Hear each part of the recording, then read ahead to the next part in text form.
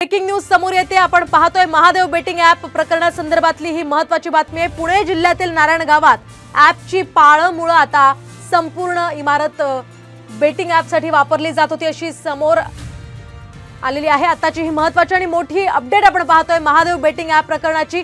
पुणे जिल्ह्यामध्ये नारायण गावात या ॲपची पाळंमुळं असल्याची माहिती समोर येते। संपूर्ण इमारत ही बेटिंग ॲपसाठी वापरली जात होती। 70 ते 80 जणांना सध्या पोलिसांनी ताब्यात घेतल्याची माहिती मिळते।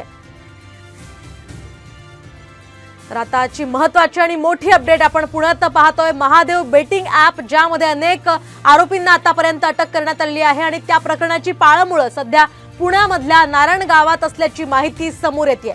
संपूर्ण इमारत ही बेटिंग ॲपसाठी वापरली जात होती अशी माहिती पोलिसांना मिळाली आणि त्या माहितीच्या आधारे पोलिसांनी 70 ते 80 जणांना ताब्यात घेतलंय।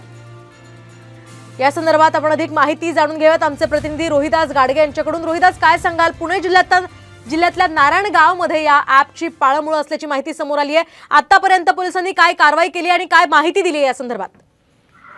खरं तर पुण्याच्या ग्रामीण भागामध्ये अशा पद्धतीने महादेव ॲपची पाळंमुळं असणं ही धक्कादायक बाब मानली जाते।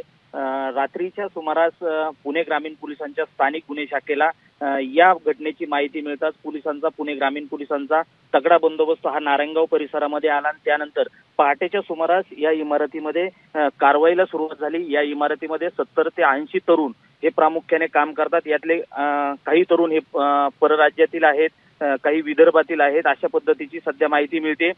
पोलिसांनी या तरुणांकडून माहिती घेण्यास सुरुवात केलेली आहे। संपूर्ण इमारत ही महादेव ॲपसाठी वापरली जात होती। त्या ठिकाणी हे ऑनलाईन बेटिंगचं काम सुरू असल्याची प्राथमिक माहिती आहे। पोलिसांचा आता या ठिकाणी बंदोबस्त आहे। वरिष्ठ अधिकारी या ठिकाणी दाखल होत आहेत। त्यानंतर खऱ्या अर्थाने या ठिकाणी काम करणारे जे तरुण होते, हे ॲप कोण चालवत होतं, याच्या मागे अजून कुणाचा हात आहे, नारायणगाव परिसरामध्ये ही काम सुरू असताना स्थानिक कोण याला पाठबळ देत होतं का, या सगळ्या गोष्टीचे माहिती घेण्याचं काम सुरू आहे। मात्र ज्या पद्धतीने ग्रामीण भागामध्ये महादेव ॲपची पाळंमुळं सापडणं ही अतिशय धक्कादायक बाब आहे आणि याला पाठबळ देणारं नक्की कोण आहे हे पाहणं महत्त्वाचं ठरणार आहे।